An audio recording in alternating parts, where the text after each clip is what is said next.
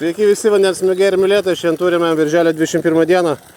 Video yra pavėluotas, mes šitą grįžinuką čia elektrėnų savivaldybėje padarėm užvakar, prieš tą liūtį visą, išvalas turėjo būti visą kitą ir 9 ryto pas mus jau pradėjo lyti, o mes prieš 9 kaip tik baigėm darbus, tai nebuvo kada čia filmuoti, tai dabar užsakovui paskambinau, sakau, ar galiu pafilmuoti savo grįžinuką padarytą. O čia buvom sukomplektavę per realią laiko Starkiuose hidroforą. Ir dabar pora žodžių apie gręžinuką. Gavosi bendras gręžinio gylis lygiai 8,5 metro. Pradžiai buvo akmenuotas priemolis. Galvojom, kad nepraeisim. Pirmoji skylė ant akmens 3 metrų užsiraujam. Po to per 30 cm šalia prasigrėžiam. O čia uždengęs jau užsakovas matosi gręžinį šaktą šalia. Prasigrėžiam ir praėjom tą sluoksnį ir buvo labai tvirta vandensfera, kaip betonas, trenki ir net rankas atsitrenkiau. Bet sluoksnis nedidelis, gal 20 cm.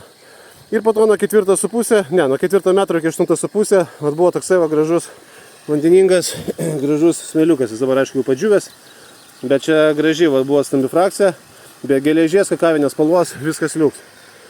Ir tai mano kilovatą 100 Mr. Guardian darbinis hidroforas, o čia yra kilovatų 300 Starkiursas, bet galingumas jo netitinka, nes aš užleidau savo, pas mane bėga kubas 936 litrai į valandą, beveik 2 kubai į valandą, o pa šitą bėga kažkur apie 1,5 kubo, tai našumo neteisingai rodo, tai daugiau aš šitų hidroforų jau užsakomas nesiūlysiu. Ir toks bardakėlis. Tas žemės grįžta atgal į dubes ir viskas. Ir ką čia dar papasakoti apie tą gręžinį.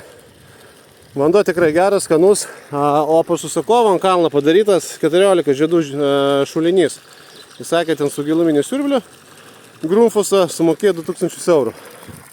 Tai ir sakė, 5 minutės pabėga, prūda vanduo ir pasibaigė. O čia matot, čia jau dieną naktį leista vandenį niekada nesibaigs. Ir praeitą žiemą žuvis išduso šitam prūdė. Dėl to ir dabar žmonės taip suskuba žuveliam padėti, palengvinti gyvenimą. Tai viskas bėga, ir sukovas jau atvažiavo su motoroleriu. Viskas liuks, elektrėnų savivaldybė, ten ežeriukas. Tai ką tada? Visiems geros dienos ir gero vandens, iki.